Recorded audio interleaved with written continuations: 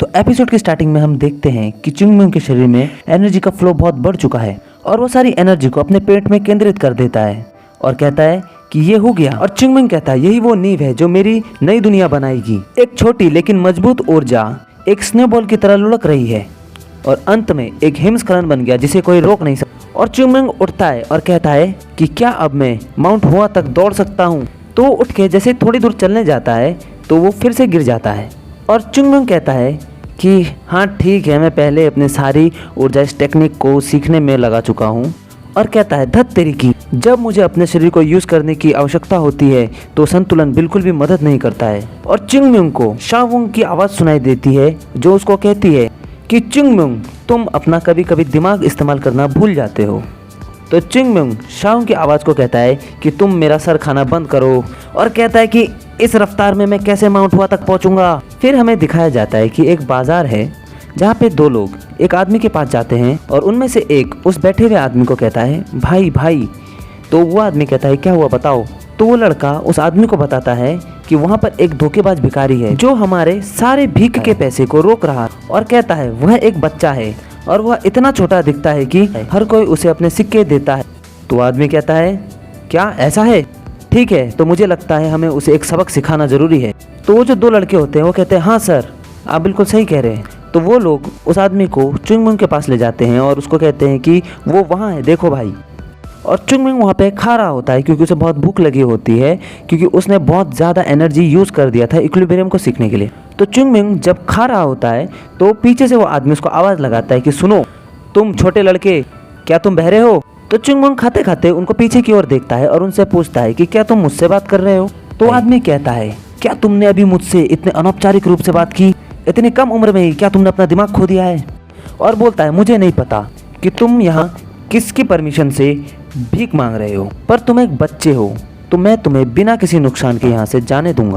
और कहता है पर एक शर्त पे, जो भी तुम्हारे पास है अगर तुम वो सब यहाँ पे छोड़ के जाओगे तो।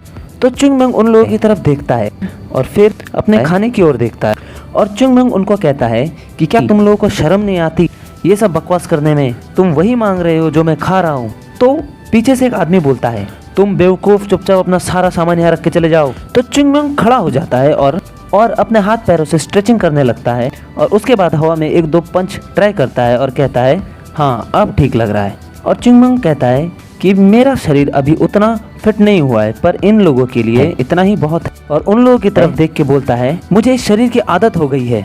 और उन लोगों से कहता है कि क्या तुम लोग एक साथ आ सकते हो। कहता है ये बहुत परेशान करने वाला है और मेरे पास बहुत ज़्यादा टाइम नहीं है। और उनको कहता है कि मैं बहुत कमज़ोर हूँ, मैं तुम लोगों को बहुत ज़ोर से नहीं मारूंगा। और बोलता है कि मुझे लगता है कि तुम लोग थोड़ा सा पिटने पे उतने नाराज़ नहीं होगे। तो उस आदमी को चुंगमुंग को देख के बहुत ज़्यादा गुस्सा आ रहा होता है और वो अपने आदमियों से कहता है जाओ उसको मार डालो। और उसके आदमी चुंगमुंग की तरफ दौड़ते हैं और कहते हैं कि यस सर। जैसे उसका पहला आदमी उसको मारने जाता है तो चुंगमुंग आराम से उसके पंच को डॉच कर जाता है और उसके मुंह पे एक जोरदार घूसा मार देता है। घूसा खाने के बाद वो आदमी नीचे गिर जाता है और उसका साथी जो उसके साथ आ रहा था चुंगमुंग को मारने के लिए वो भी हैरान हो जाता है कि ये कैसे हो गया। और चुंगमुंग कहता है मैं हूँ the plum blossom sword Saint from great mount हुआ सेक्टर। और उनकी तरफ कहता है तुम सब गधे अब पिटने वाले हो। और उसके बाद हमको दिखाया जाता है कि उन तीनों की अच्छे से पिटाई हो चुकी है और वो चुंगमुंग से कहते हैं तो कहते हैं कि चीफ हमें बहुत ही ज़्यादा खेद है, हमको माफ़ कर दीजिए।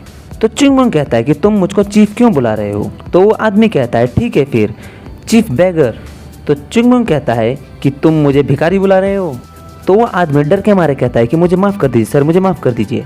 और उनसे कहता है कि चलो छोड़ो, अब बताओ शांजी प्रांत पहुंचने का सबसे तेज़ तरीका क्या है। तो वो लोग कहते हैं अगर हमको शांजी प्रोविंस के बारे में कुछ भी पता होता तो हम क्या यहाँ पे भीख मांग रहे होते। और कहता है कि हमारे जैसे लोगों से आपको ऐसी बातें नहीं पूछनी चाहिए। तो चुंगमुंग उनके सामने हंसता है और कहता है कि ऐसा है क्या, ऐसा लगता है कि मैं गलत पेड़ काट रहा था।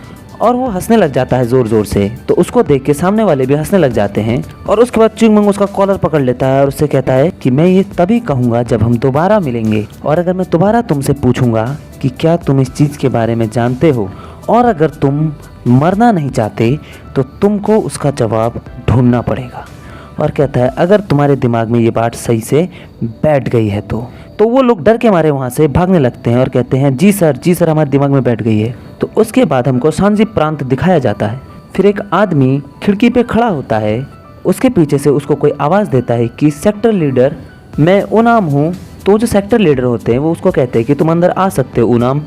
और वो अंदर आता है और कहता है कि इतना इम्पोर्टेंट नहीं है, पर एक छोटा सा बच्चा आपसे मिलने की रिक्वेस्ट कर रहा है। तो सेक्टर लीडर उससे कहते हैं कि क्या एक बच्चा। उसके बाद जब वो बाहर की तरफ देखते हैं तो वहाँ पे चुंगम्योंग खड़ा होता है जो उससे कहता है कि हेलो सेक्टर लीडर।